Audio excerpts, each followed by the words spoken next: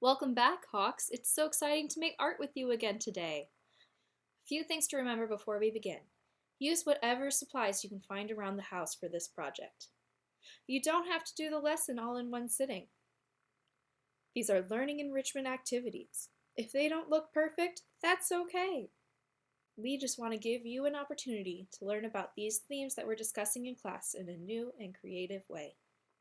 Third grade RIB connection today is how we express ourselves. A culture's identity is expressed in diverse ways. Our learning target today is Today I Am Learning about how architecture is an art form that can be used to express a culture's identity. Look and think. Our artist of the day is Winslow Homer.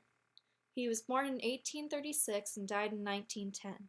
He was an American home-taught landscape painter and printmaker. His artwork is in the center of this slide. For this lesson, we will need to know the vocabulary foreground, middle ground, and background. The foreground is what is in the front of the image. The middle ground is what is in the middle of the image, and the background is what is in the back of the image. So if we look at this painting in the middle made by Winslow Homer, what do you see in the background? If you look along the horizon line here, that is the furthest back we can see into this image. What is something you see? Maybe the boat back here? For the middle ground, we want to think about what's in the middle, between us and the boat in the far background, as far back as we can see. In the middle, I see a boat with 4 boys. This boat would be the middle ground. Now I understand why you might think that the boat is the foreground, but there's actually something between us and the boat. Between us and the boat is this layer of waves crashing in front of the boat.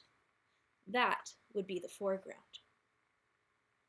The foreground is the part of the painting that's the closest to us, the middle is further back, and the background is the furthest away. In review, here are the images again from last week's lesson.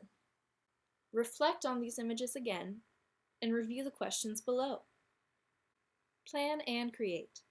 The materials you will need for your project today are a drawing tool, scrap paper, your imagination, and glue is optional. Your art challenge today is to remember the building you created last week. If you would like to use that same building drawing, you are more than welcome to. Take that building or draw a new building and create a collage of your building in a new place. Include the foreground, middle ground, and background. If you look at my image here, I cut out my library from last week, and I took 2 new papers to create a background and a foreground. On a new piece of paper, I drew some mountains in the background. Then I glued my library on top of the mountains. And then in front of my library, I drew and cut out a girl taking a selfie in front of the library. In the foreground, I have the girl. In the middle ground, I have the library. In the background, I have the mountains. I chose the mountains because I have a viewing platform on my building, and I thought that would be an impressive view. Why did you put your building in the certain location you did? Is your building going to be in the mountains? Will it be in the country? Will it be in the city? Maybe a desert? In the middle of the ocean? I'm excited to see where you put your important building.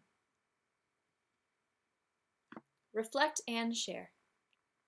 Today I'm inviting you to be a risk taker, to take a picture of your artwork and share it in our special Seesaw share space. If you click this link here, it will direct you to the Seesaw website where you can log in and share your artwork. Or, if you're not comfortable sharing your artwork online, you may answer these questions below on your own.